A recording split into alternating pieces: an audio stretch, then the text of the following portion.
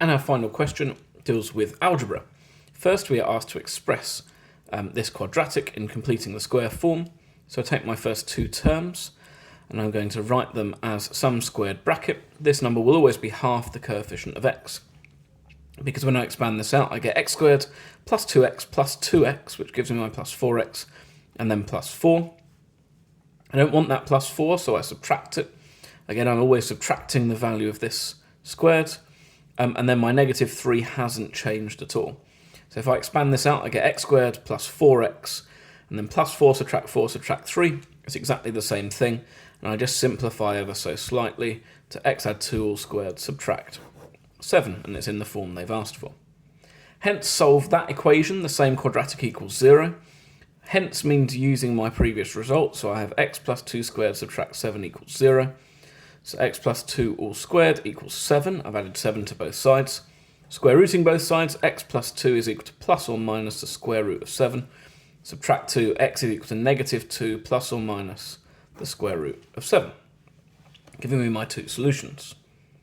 Part B, the solutions of the equation y squared plus ay plus b equals 0 are 1 plus root 2 and 1 minus root 2, respectively. Find the values of the integers a and b. There are lots of ways to do this.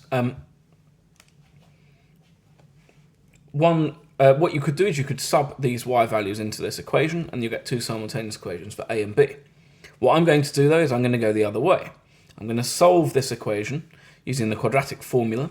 Y is equal to minus b, which in this case is negative a, plus or minus the square root of b squared, which in this case is a squared, subtract 4ac, which in this case is negative 4b, all over 2a, which is 2 times 1.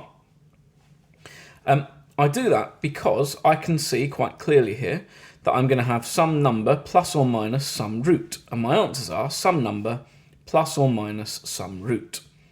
That is, I know that negative a over 2 must be equal to 1. And I also know that a squared subtract 4b, square rooted, all over 2, must be equal to root 2. So I can solve this equation for a. I multiply by 2 and multiply by negative 1 to get a is negative 2. I sub that in here and multiply by 2. So I'm going to get root of 4 subtract 4b is equal to, and then 2 root 2. I'm going to square both sides. I get 4 subtract 4b is equal to, 2 root 2 is root 8, so 8. Add 4b, subtract 8, 4b is negative 4, divide by 4b is negative 1. And so I have a is negative 2, b is negative 1. The mark scheme does this slightly differently. It starts with y is 1 plus or minus root 2, and it completes the square, and then expands out to give you the values of a and b. I think this method is perhaps slightly easier to see in the exam, but ultimately pick whichever works for you. And that's paper 1 finished.